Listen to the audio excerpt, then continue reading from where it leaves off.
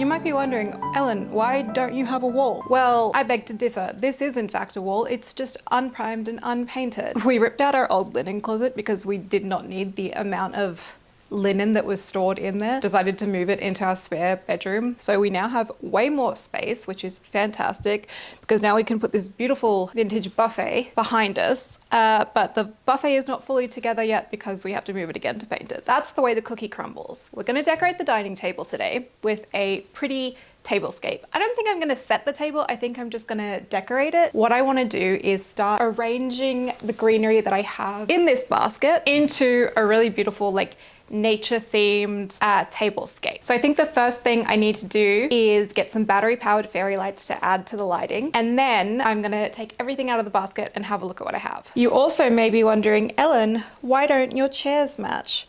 But if you look through my videos, you'll find that I'm halfway through reupholstering them. I am the queen of owning fairy lights, and I think that that is a very important role to have as a human. So there's a bunch of stuff in this basket. Some of it is handmade, some of it is purchased. This is a flower that I made, inspired by the Christmas kind of magnolia flowers that you often see online.